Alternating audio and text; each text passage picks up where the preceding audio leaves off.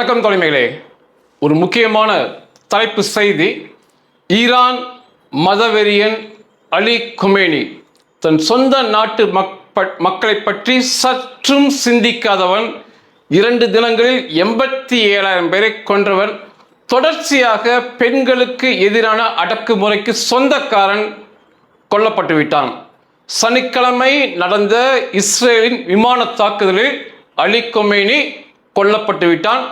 அவனுடைய சடலத்தின் புகைப்படத்தை, அந்த கட்டிட இடிபாடுகளுக்கிடையே இருந்த சடலத்தின் புகைப்படத்தை இஸ்ரேல் கையில் இருக்கு. அதை இன்னும் சிறிது நேரத்தில் அதிகாரப்பூர்வமாக அந்த புகைப்படத்துடன் அமெரிக்க அதிபர் ட்ரம்ப் அதை வெளியிடுவார். இப்போ ஈரான்ல அதை அதிகாரப்பூர்வமாக ஈரான் செய்தி நிறுவனம் டெலிவிஷன் அலி கொமேனி இந்த ரமதான் புனித மாதத்தில் கொல்லப்பட்டு விட்டார், 40 நாள் துக்கம் அனுஷ்டிக்கிறோம் சொல்லி அவங்க அதிகாரப்பூர்வமாக அவங்க அறிவிச்சிட்டாங்க. அதனுடைய வீடியோவை இணைக்கிறேன், பாருங்க.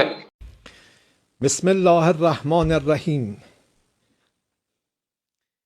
இன்னா லில்லாஹ் و انا الیه راجعون.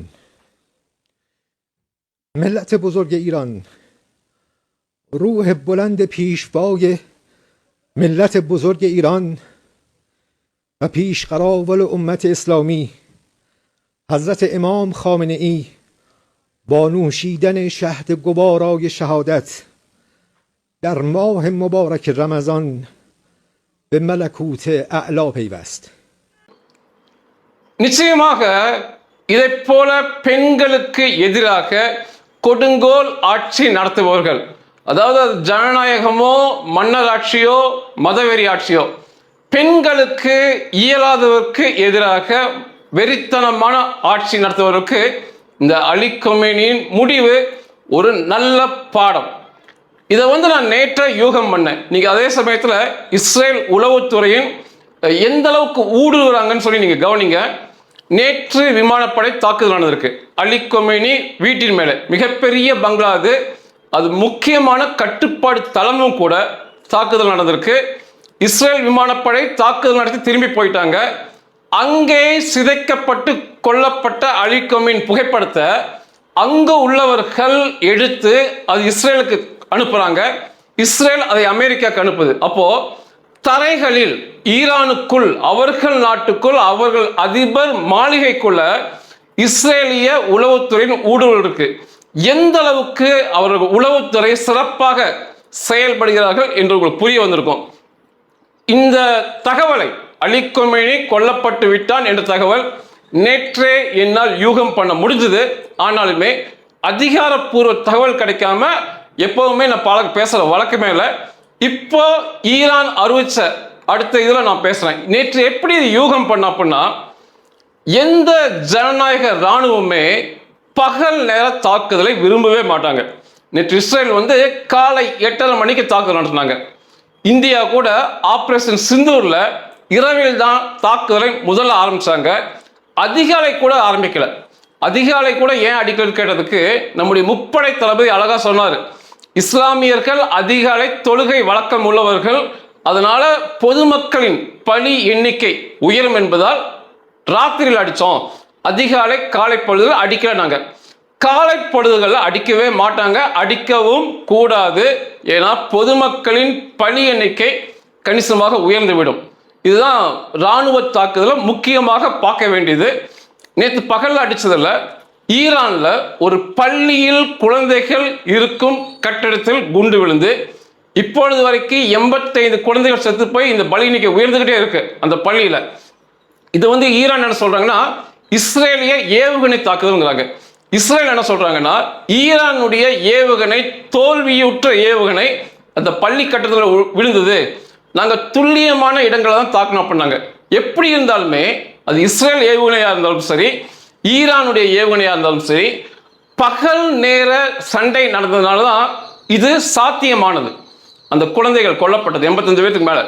இது இரவில் செஞ்சிருந்தா இதை போல பள்ளி பிள்ளைகள், கல்லூரி மாணவ மாணவிகள், பணி செய்பவர்கள், அலுவலகத்தில் வேலை செய்யறவங்க எல்லோருமே தப்பித்து கொள்ளலாம். அதனாலதான் பகல் அடிக்கல.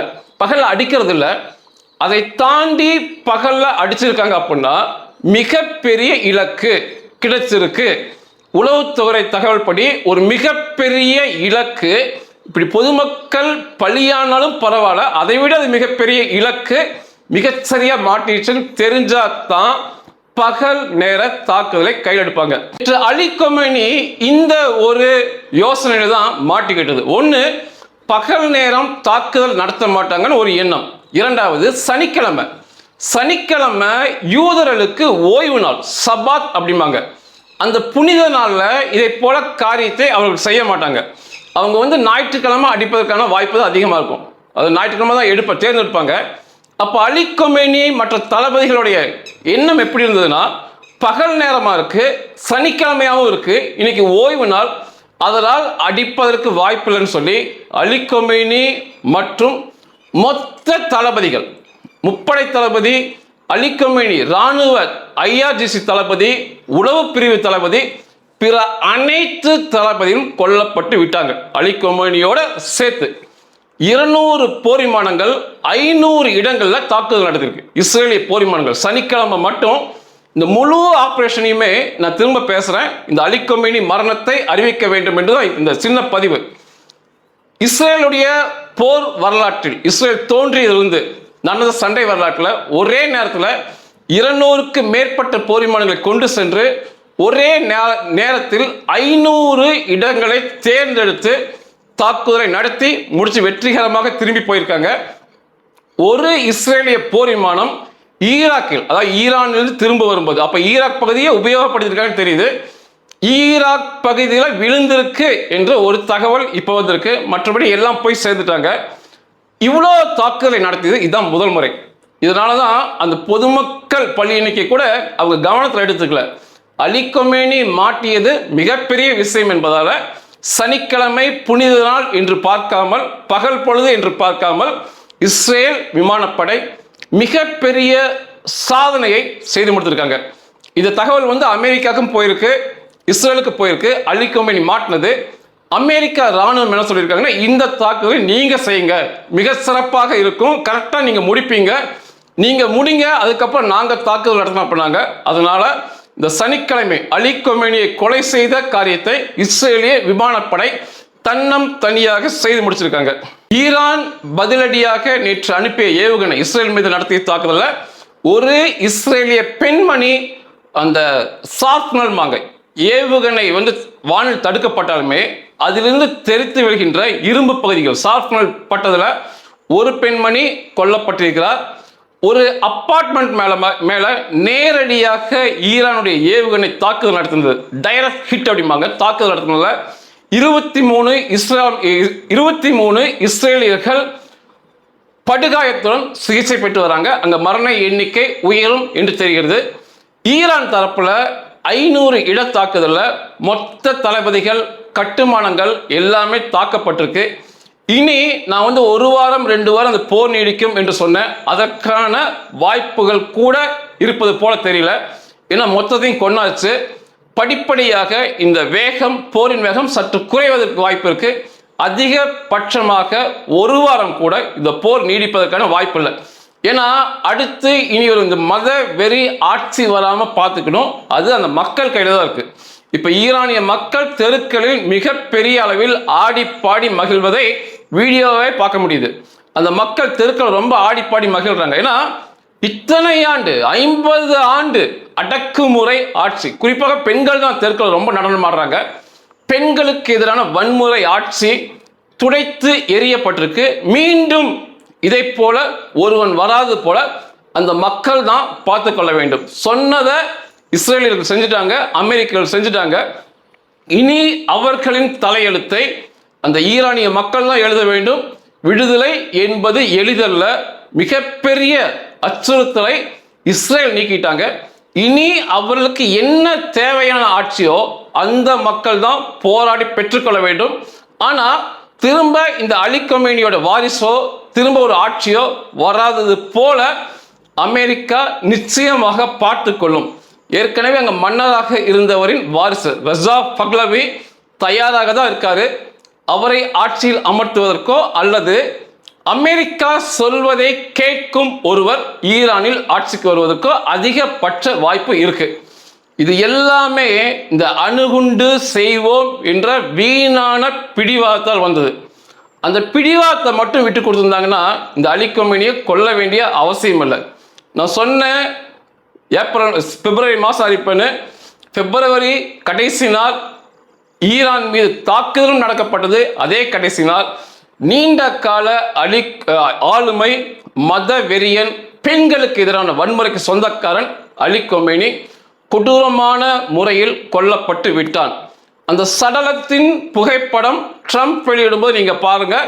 என் கையில கிடைச்சாலுமே அதை என்னால் வெளியிட முடியாது, ஏன்னா அது தடைக்குள்ள வரும். ஆனால் நீங்க ட்ரம்ப் அறிவிக்கும் போது பிற பிரபல செய்திகளை உங்களால் பார்க்க முடியும். இன்னைக்கு நீங்க பார்ப்பீங்க சடலத்தை. கடைசி நொடி மிக வலி மிகுந்ததா இருக்குன்னு பதிவு பண்ணியிருந்தேன். வலி மிகுந்த முடிவை இஸ்ரேல் கொடுத்திருக்கு. கட்டிட இடிபாடுகளுக்கு இடையே அலி கொமேனியின் பிணம் சிதைக்கப்பட்ட நிலையில் மீட்கப்பட்டிருக்கு. இன்னும் சிறிது நேரம் நம்ம அதெல்லாம் பார்க்கலாம். மிகப்பெரிய மகிழ்ச்சியா இருக்கு. எப்படி ஈரான் மக்கள் மகிழ்ச்சியில் ஆடி பாடுறாங்களோ அதே அளவுக்கு எனக்கும் மகிழ்ச்சியா இருக்கு. தேவையற்ற விதமாக ஒரு சின்னம் சிறு நாடாக இருக்கும் இஸ்ரேலை நான் அழிப்பேன், முற்றாக இல்லாமல் செய்வேன், கண்டங்களை தாண்டும் ஏவுகணைகளை செய்வேன், அணுகுண்டுகளை செய்து இந்த யூத மக்களை அழிப்பேன் என்பது ஒரு மூடத்தனத்தின் உச்சம் என்று புரிந்து கொள்ள வேண்டும். குறிப்பாக இஸ்லாமிய நாடுகள் இந்த எண்ணத்தில் உள்ளவர்கள். எவ்வளோ நாளும் பொருளாதாரத்தில் வளருங்க, மிகப்பெரிய அளவு வாங்க, செல்வ செழிப்பில் வாழுங்கள், அதை ஏற்றுக்கொள்ளலாம். அதை விடுத்து இந்த பேரழிவு ஆயுதங்கள் செய்வது இஸ்லாமிய நாடுகளுக்கு, அரபு நாடுகளுக்கு ஏற்புடையது அல்ல. இந்த அலி கொமேனி இங்க முடிச்சாச்சு. அடுத்து இதை போன்ற காரியத்தில் ஈடுபட்டு வரும் துருக்கி, பாகிஸ்தான் நிச்சயமாக கவனத்தில் கொள்ளப்படும். அவர்களுக்கான முடிவுரை, அந்த ஆயுதங்களுக்கான முடிவுரை எழுதப்படும், நிச்சயமா எழுதப்படும்.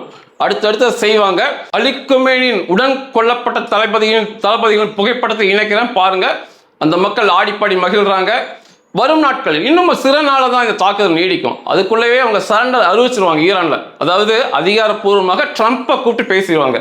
நீங்க சொல்றதை நாங்க கேட்கிறோம், நீங்க சொல்ற ஆட்சி முறைக்கு நாங்க ஒத்துக்கிறோம், நீங்கள் சொல்லும் நபர் தலைமை பதவிக்கு வர நாங்கள் ஏற்றுக்கொள்கிறோம், இனியும் எங்களை அடிக்காதீர்கள் சொல்லி செய்திகள் ட்ரம்ப்புக்கு போயிடும்.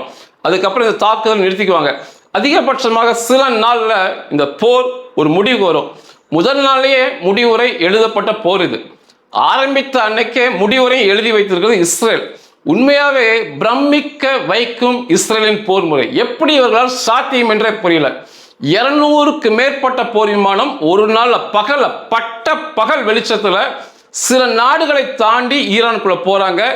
தேர்ந்தெடுக்கப்பட்ட 500 இடங்களை அழிச்சு முடிக்கிறாங்க. பத்திரமாக திரும்ப இஸ்ரேலுக்குள்ள போறாங்க. இவர்களை ஒண்ணுமே செய்ய முடியல. அதிகாரப்பூர்வமற்ற செய்தி தான் ஒரு போர் விமானம் விழுந்திருக்குன்னு வருது. அது இன்னும் இஸ்ரேல் ஏத்துக்கல. அது சொன்ன பிறகு இன்னும் சொல்றேன். எப்படி இந்த போர் முறை அவர்களால் சாத்தியம் என்று புரியவே இல்லை. இத்தனைக்கு இஸ்ரேலை விட மிகப்பெரிய இராணுவம் ஈரானுடையது, ஈராக்குடையது, சவுதி அரேபியாவுடையது. அதையெல்லாம் தாண்டி தான் போய் அடிக்கிறாங்க. இவர்களால் வேடிக்கை மட்டுமே பார்க்க முடிகிறது. ஆனால் இந்த தொடர்ச்சியாக இதை செய்யணும். இந்த ஜனநாயகத்துக்கு விரோதமான மக்களை தொடுபவர்களை நிச்சயமாக கொள்ள வேண்டும். சொன்னது 100க்கு 100% நிறைவேறிவிட்டது. ஈரானும் தாக்கப்பட்டு விட்டது.